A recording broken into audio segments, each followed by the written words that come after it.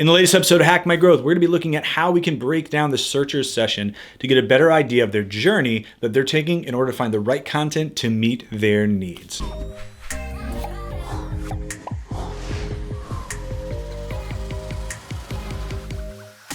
I just want to say thanks for checking out this video. This is your first time watching and you have not yet hit that subscribe button, please do so now.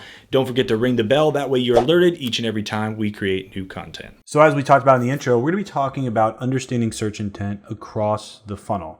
We want to look at how users change their searches based on their needs, based on their behaviors, and based on where they are in the buying process. This plays a huge role in deciding the type of content we need to create, how we need to optimize our pages, and how do we make sure that we're driving the right traffic to our site as opposed to just traffic in general. So if we look at the traditional funnel, it looks something like this. You've got awareness, consideration, conversion, or decision stage.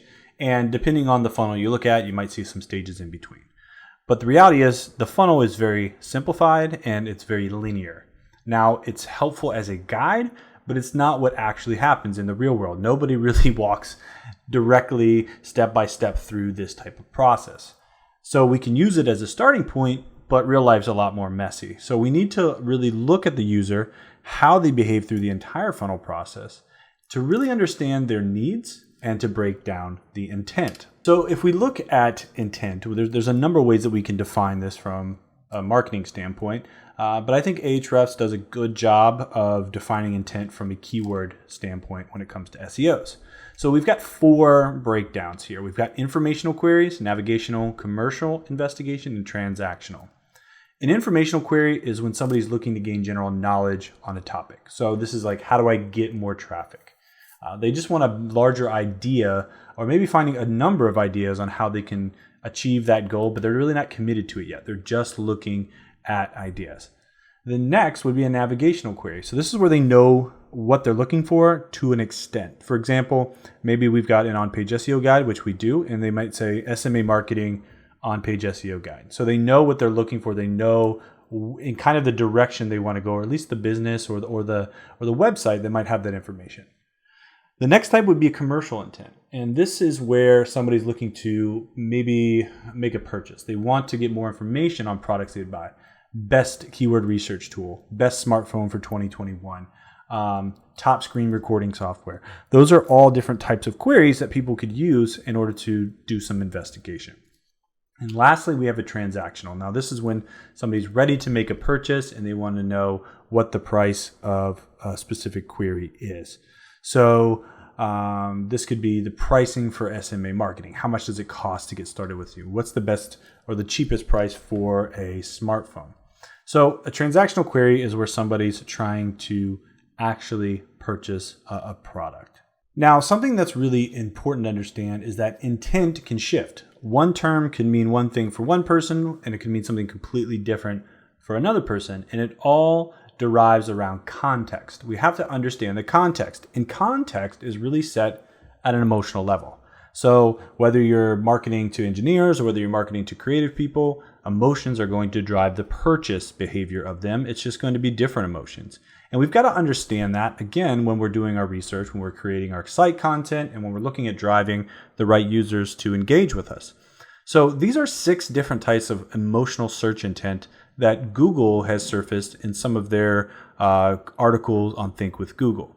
So we've got these 6, and I think they're very good categories, and they're ones that we can use as a starting point when we're doing our preliminary research. We can't just go right to tools. Tools are great, but if we don't understand the emotional intent, we don't understand who our buyers are, we don't understand what their needs are, we're not going to create the content that's going to engage with them and drive them towards a purchase. So the first one is surprise me. Here, they're looking for something fun or entertaining. They're looking for unique iterations. They're looking for something different. They're just looking to be surprised. This is somebody mindlessly searching the web for new information, or maybe they're looking for cool ideas within their space. Now, thrill me is similar, but this is a quick adventure. Just a few words. They're looking just to kind of browse a little bit more. They're looking to be thrilled. They're looking to kind of find new things. So surprise me, they want to be entertained. Thrill me, they want to find something new. So these are kind of interesting emotional intents because they could definitely shift the way you're driving a user. With a surprise me, you want to show them uniqueness about what you do. You want to show how you're different. You want to show how you're not like everybody else and that you add a new flair to it. And these throw me ones, they kind of, make me think of some of these, online quizzes and questionnaires, where people take, like, what kind of shoe am I? They're just kind of looking for a journey to kind of go on, find new things, and maybe uncover new ideas. Now, Impress Me, this is about influencing and winning, and it tends to be a lot more focused. These people know what they're looking for, but they want to be impressed. They want to know that what they're buying is the best. They want to know what they're buying matches their needs. They want to know without a shadow of a doubt that you can match what it is they're looking for. So these tend to be more logical buyers on the impressed side. And so again, you've got to create content from a logical standpoint instead of surprise me or thrill me, which are a little bit more of an emotional buying intent. Educate Me, this is about competence and control. This is, thorough. They're looking at reviews and ratings. It's similar to Impress Me, but they're looking for user backup. They want other people to verify it. These are people who are not early adopters. These are people who want to make a wise decision and know that the decision they're making is the best possible decision for them.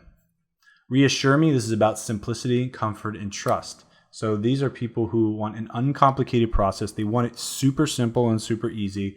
They want it comfortable, and they want to know that they can trust you. So you need to have those trust signals as well, which sometimes come in the form of reviews and ratings. So as you can see, somebody that's looking to be reassured, they're going to be very different than somebody that's looking to be surprised. If you're marketing to your audience because you're excited and you want to surprise them, but your ideal buyer is really somebody that needs to be reassured, your message is just going to miss and they're not going to convert.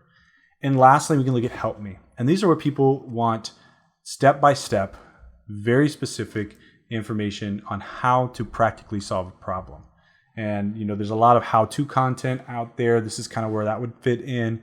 So if you've got products or services or courses or whatever that are going to walk people through these and allow them to make that step, that's really good. But this is also where you may have location-based stuff. So I need to find a cell phone repair shop near me. That person's looking to find help right away. So they want a location, right? They want to be able to find something. As you can see, each of these plays a different role, and we have to understand each of these and understand where our buyers live in and how they typically react through their funnel in order to make sure that we match their intent and create the right context. So this is a really interesting article from Think with Google, and they're talking about matching the emotions, matching the user's needs. This is kind of layering on what we just talked about in the last slide. And as you can see, Beth here, she's got a 126-day search journey with over 2,000 touch points. And during this journey, she takes a number of different actions and interactions. She searches different through her journey. So let's take a look at how people actually flow through a buyer's journey. And as you'll see, it looks a little bit different than your traditional funnel. So Beth starts her journey with search, and she looks at Niagara Falls State Park, Toronto Things to Do, CN Tower, Edgewalk, London, Ontario. She visits a couple websites, and she makes a couple purchases.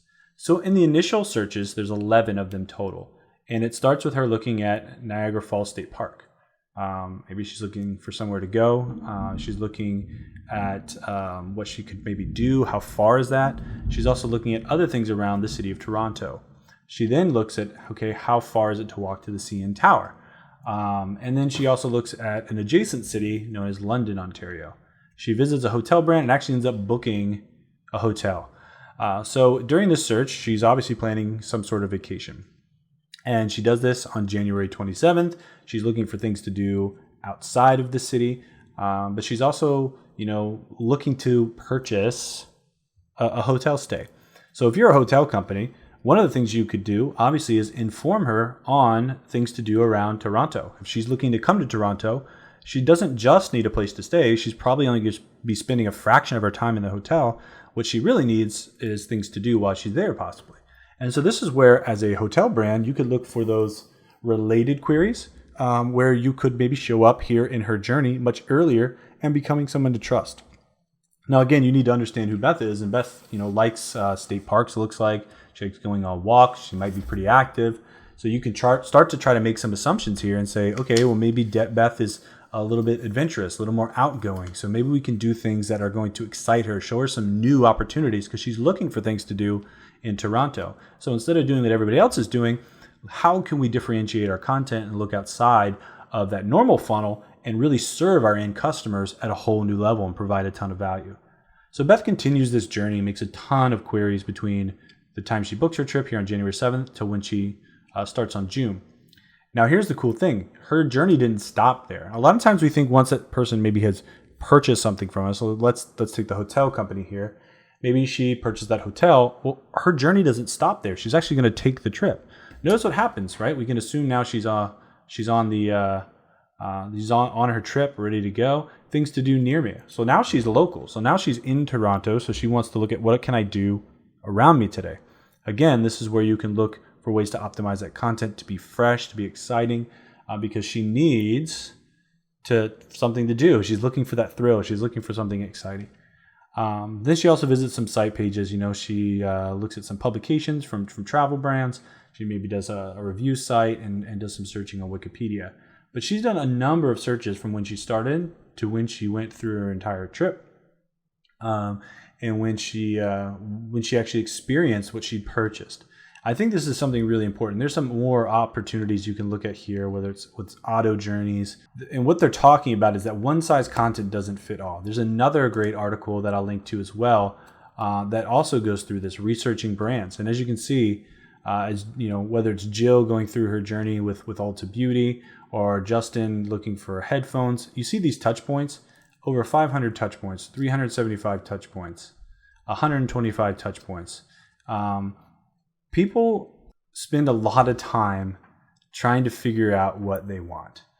And if they don't find it right away, they're going to continue to search, and they're going to look at different mediums, whether that's traditional search, whether that's YouTube, whether that's social, whether that's maps.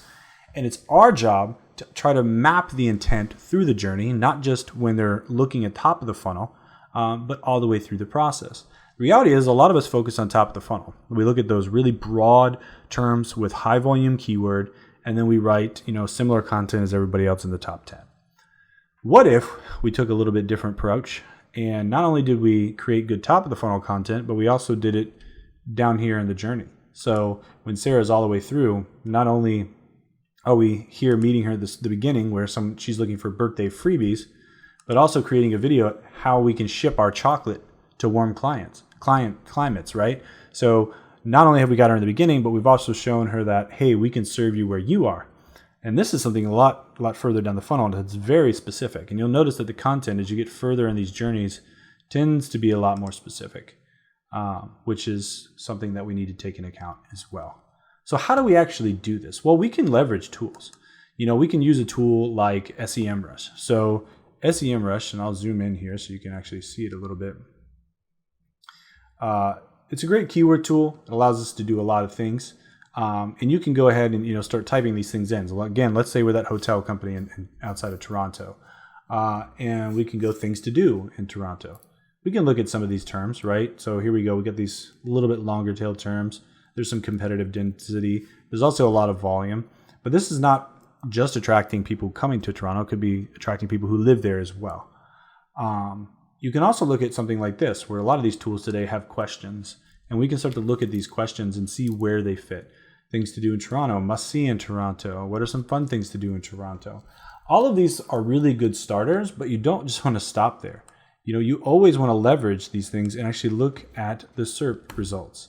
So let's say we did this over here and we put this in Google search. So we've got the knowledge panel, we've got the CN Tower, Royal Ontario Museum, Art Gallery. You can actually start aggregating now pieces of content, right? Let's say I'm a hotel. I'm going to have all of these attractions within my website, and I'm going to walk people through what they are and maybe give some of the reviews and talk about them. You notice this is exactly what TripAdvisor does, and we've already pulled that up over here, where they've created these aggregate pages of things to do, dining experience, wine tasting. TripAdvisor isn't supposed to be content marketing, quote unquote, right? They're a site aggregator. They're a hotel or a travel aggregation site. But they know that if they meet people's needs and help them find things to do, the next thing they're going to need is some place to stay. So as you can see, they're taking this approach in their content strategy and better serving their end users. So they're doing it. Why can't you? You totally can. You just got to take the time to do it. You can also use maybe a tool like Answer the Public, where you put in Toronto and find all these questions around here. And you keep going narrower and narrower, and you niche down further and further, and you start to have a plethora of new content that has honestly a lot less competitiveness. If you look at these, some of these aren't even competitive at all. Even some of these higher ones here, like, things to do in Toronto, it's pretty low competitive density, which means if you have good intent, you have good content, and you do a good job, you have a chance of ranking and driving really relevant traffic to your website. So we need to get out of just top of the funnel, but really looking at how people move through the whole process. What are the questions they're asking? And you can do that through doing your research, going into Google search, looking at, here's FAQs right here. We can steal like an artist. We can use the people also asked to start understanding and start to ask ourselves, where does this fall in the buyer journey? And as you keep opening these questions, Google's going to get more and more. So I think this is an opportunity for SEOs, for marketers, to really take advantage and really to create user-centric content, which is not just going to get results on the search engines, but it's going to get results where it matters most, and that's with your business. So I hope you guys learned something new today. If you have any questions of what we talked about, please comment below. We'd love to continue that conversation with you. Until next time, happy marketing.